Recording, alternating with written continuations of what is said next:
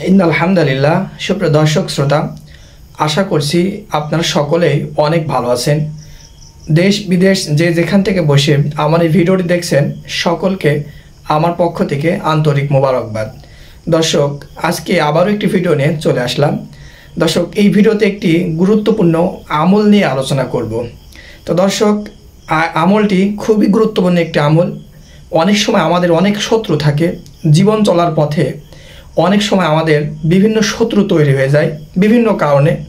সেই শত্রুরা আমাদের অনেক সময় ক্ষতি করার প্রচেষ্টা করে থাকে।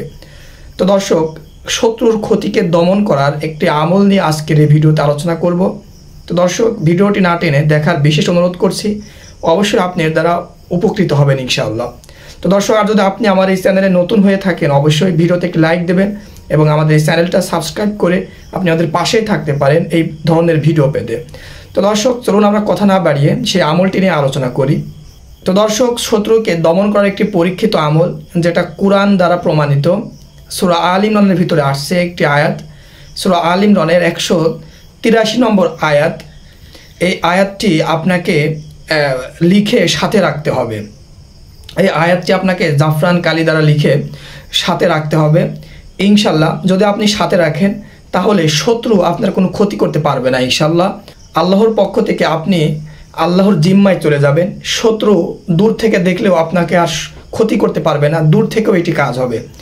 তো দর্শক, সে আয়াতটি হলো আল্লাযীনা ক্বালা লাহুমুন নাস ইন্নান নাসা ক্বাদ জামাউ লাকুম ফাখশাউহুম ফাযাদাহুম ঈমানা ওয়া ক্বালু হাসবুনাল্লাহু ওয়া নি'মাল ওয়াকিল ফানকালাবু বিনি'মাতিম মিনাল্লাহি ওয়া ফাদলিন লাম ইয়ামসাসহুম সু ওয়াত্তাবাউ রিদওয়ানাল্লাহ ওয়াল্লাহু যু ফাদলিন আযীম। দর্শক, এই হলো আয়াত।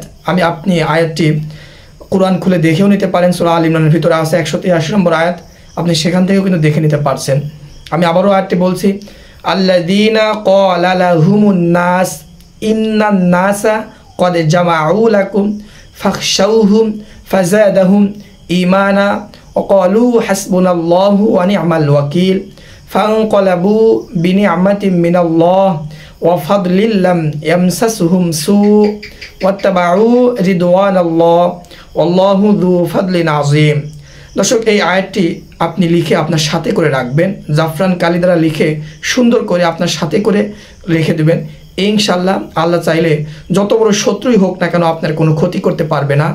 আপনার সব কিছু হেফাজতে থাকবে আল্লাহর, জান মাল সব কিছু আল্লাহর হেফাজতে থাকবে ইনশাল্লাহ।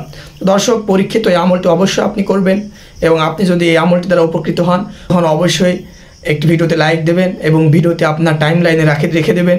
ইনশাল্লাহ দেখা হচ্ছে আপনার সাথে কোনো নেক্সট ভিডিওতে। সেই সময় পর্যন্ত আপনি ভালো থাকবেন, সুস্থ থাকবেন। এই পথে বিদায় নিচ্ছি। আসসালামু আলাইকুম।